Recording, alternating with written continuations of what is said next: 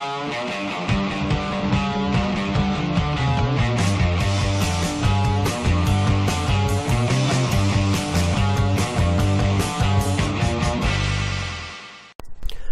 video we start with a hydration chart.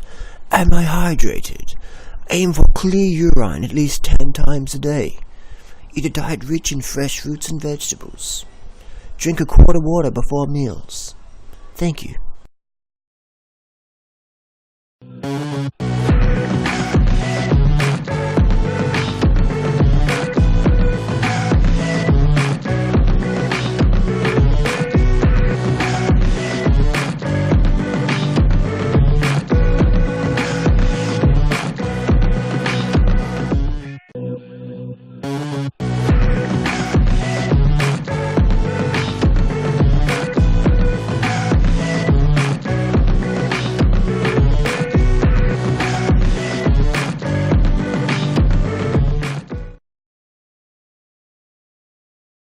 Just out cruising along, on a commute, going home, seen this on the road.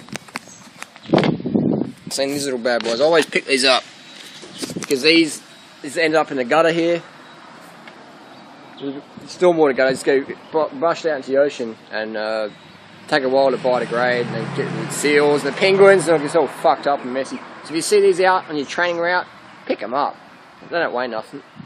I put this in my pocket and cut it up and chuck it in the bin where it belongs. Because if you leave the rednecks to their own devices, they'll definitely fuck up the planet. So you gotta do your bit. Be part of the solution versus part of the problem. Easy, easy, easy. Carb the fuck up so you have enough energy to give a fuck about yourself, the animals, the planet, and society and other people. Because that's what people do, is they don't get enough carbs, and then we don't have enough carbs, enough glycogen, you don't give a fuck about nothing but getting the next meal, because you're just like, you're in survival mode. You're in survival mode. So carb the fuck up to make the world a better place. People are like, I want to lose weight. I want to lose weight. Carb the fuck up and save the fucking planet. You'll never have a fucking weight issue then, will you?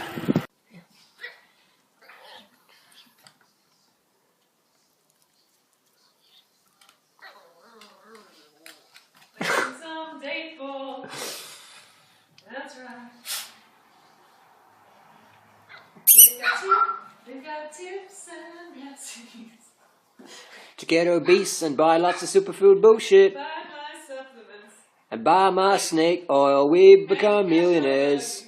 Living in a gated community in Ecuador, because we don't want to hang out with real people.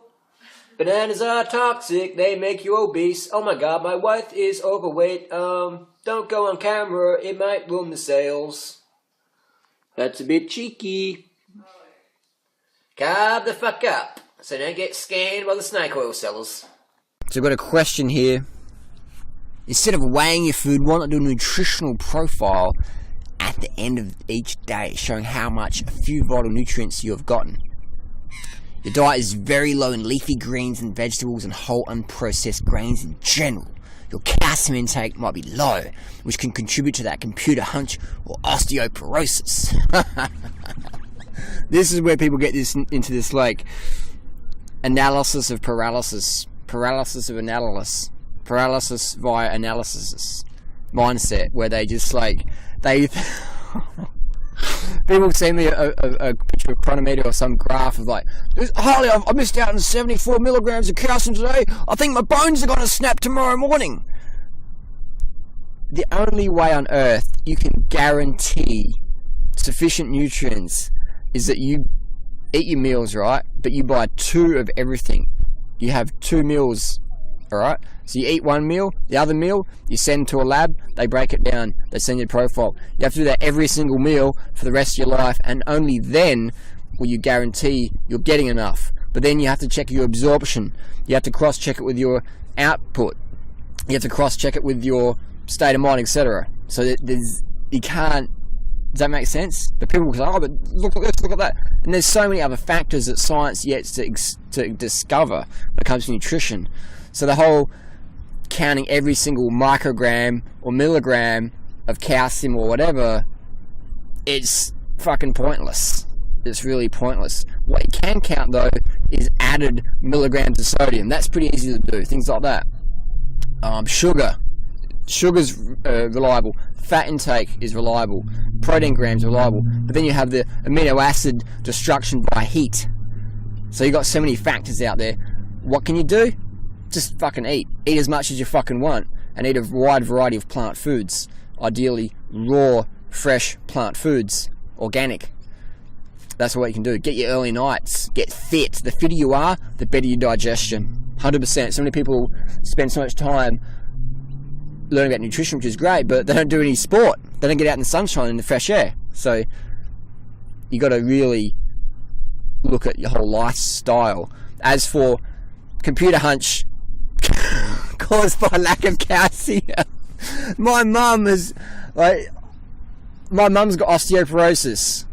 She's had dairy every day of her life. My mum has over 1,000 milligrams of dairy for almost all of her life. She's got osteoporosis. 726,000 Australians last year were diagnosed with osteoporosis. 100% of Australian dairy is grass-fed. We don't have any cattle lot feed here. This is every animal in Australia is grass-fed. Almost all of its life, if not 100% of its life. That's just how it is. That's why Australia's so fucked up. Just cut down all the forests pretty much for grazing, for grass-fed industry, and that's why we're so obese and have an osteoporosis epidemic, because the animal protein fucking fucks up your bones, and the high calcium intake is your kidney stones. So look it up. Educate yourself. Get educated or get medicated. Next question. Why don't you grow all your own fruit and vegetables? I've talked about this many times. I'll answer again. $2 million minimum for 2 people in Australia, and then it has to be a full-time job as a farmer to make sure all the trees are good, the water's good, everything's good. Otherwise, you're fucked. So $2 million, full-time job. If I was a farmer, I wouldn't be helping you on the internet at all. So, not going to happen in Australia. Why do the bananas in Australia taste like cardboard? I mean, occasionally you get some good bananas. These aren't too bad, these organic ones. But in general, bananas in Australia taste like cardboard. Yellow cardboard. Why? Because we don't have any competition in Australia for fruit quality. So whatever's on the market, that's all you got.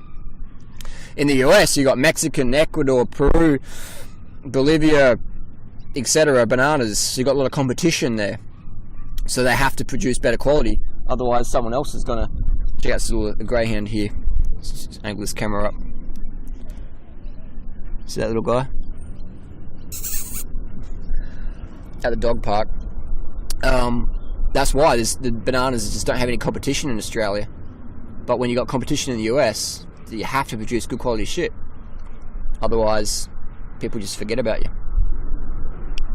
So that's why people go, oh, the bananas in Australia are fantastic. I love my fruit.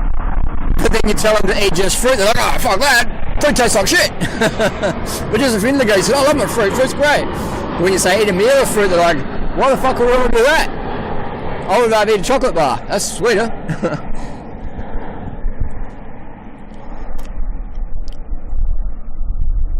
So, cherries are just coming in season. Here's a picture. Local cherries, $25 a kilo. This is wholesale price. This is from the farm direct. This cherry farm is literally 4 kilometers from my house, from my front door. 4 kilometers away. Local organic cherries. $25 a kilo. Here's the thing, they taste like shit. I wouldn't even eat them if they got them for free. I'd chuck them in the garden.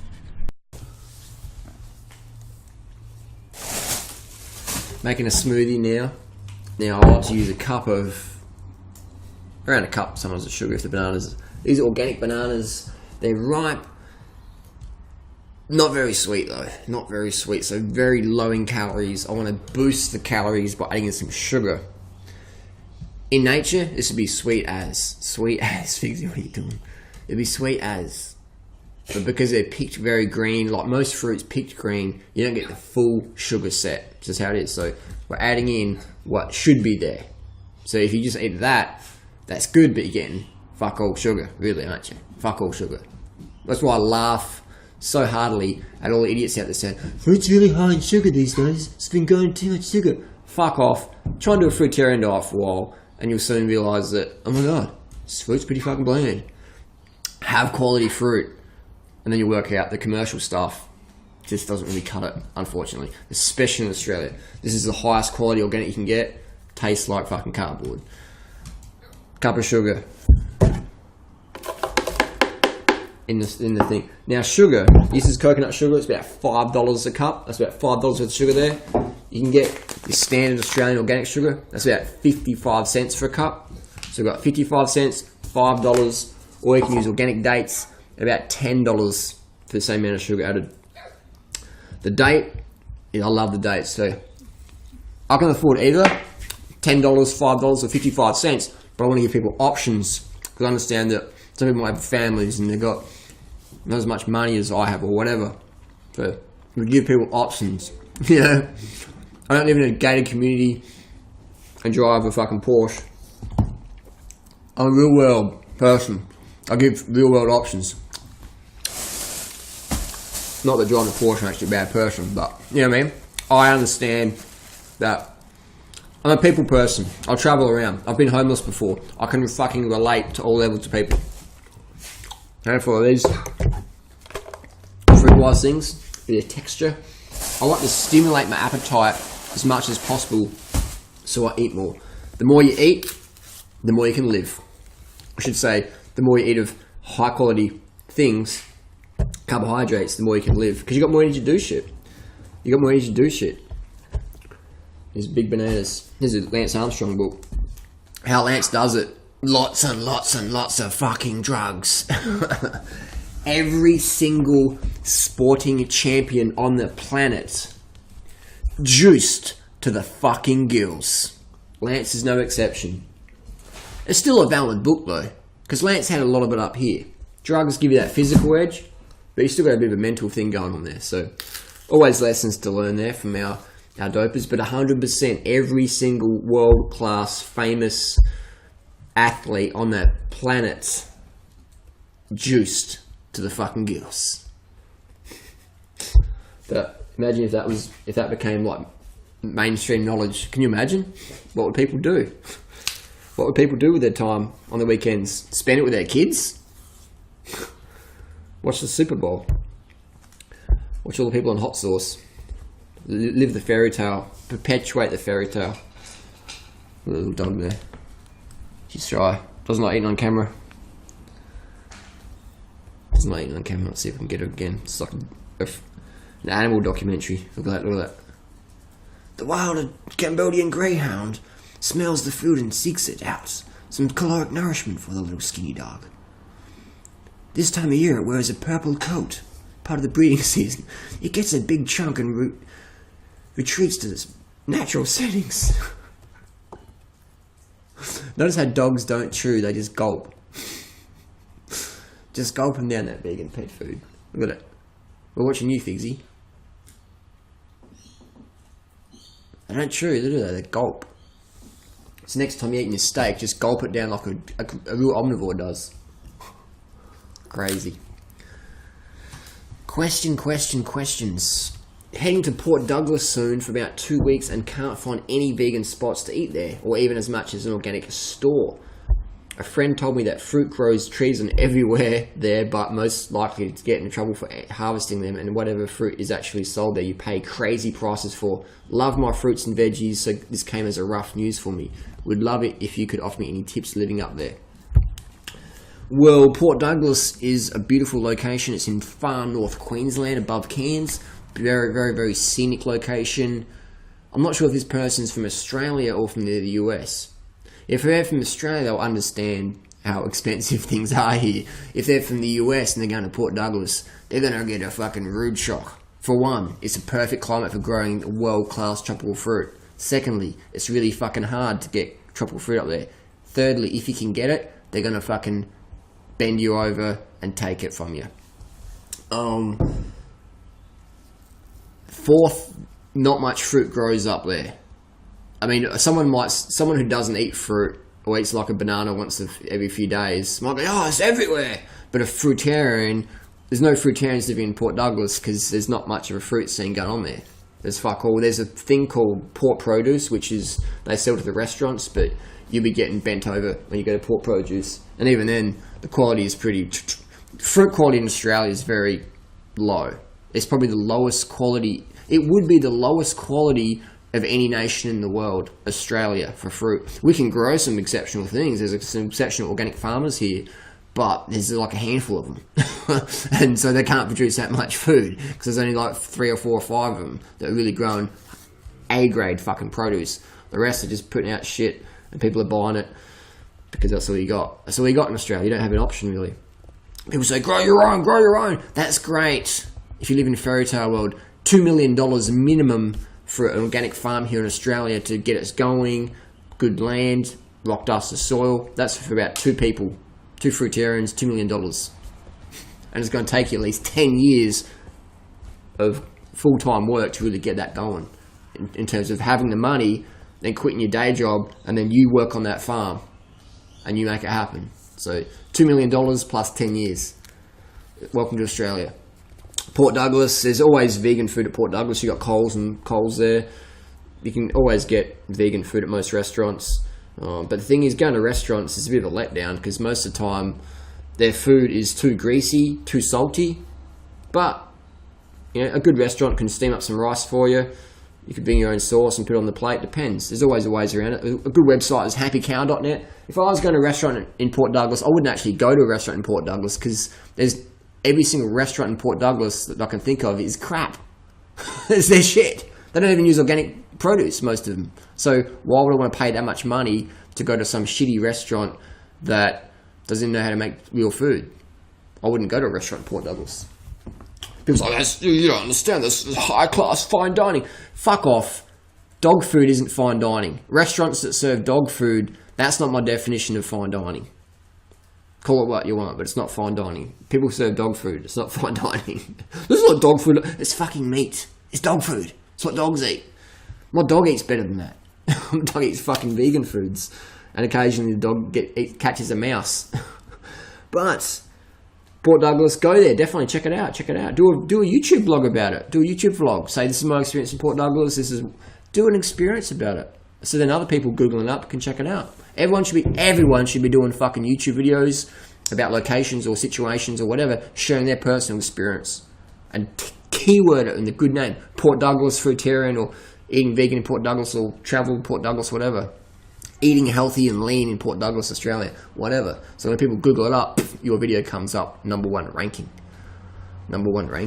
Getting full here, getting full. Another question. Please debunk this moron. And the person sent me to a YouTube video called Eat Less, Live Longer. I'm not even going to watch the video because I know it's some calorie restriction bullshit. Basically, to debunk calorie restriction, where are the long-term anorexics that live a long life? Anorexia has been around a long time, but they all seem to die pretty early. The ones who can maintain it. Calorie restriction doesn't extend life. Every single calorie restriction study has never been done on fucking humans.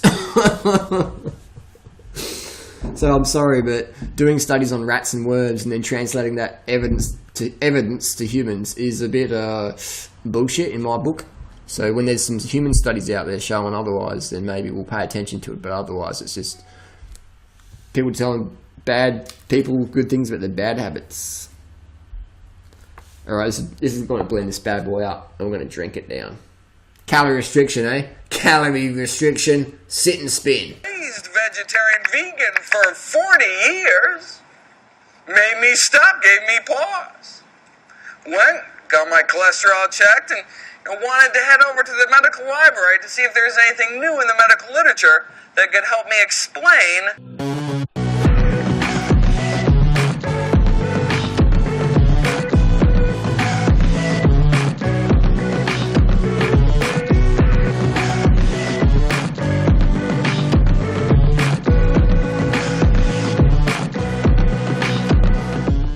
To have naps, but if you need a nap, take a nap.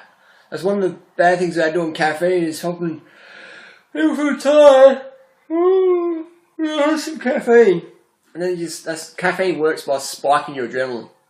So if you feel tired, have a nap. If you can't have a nap, try and have a nap. You know, I used to have naps at work, and I'm working now. I'm gonna have a nap because when you have a nap and recharge, you can be more fresh.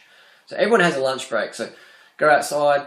Put a little mask on. Got this in the fruit festival.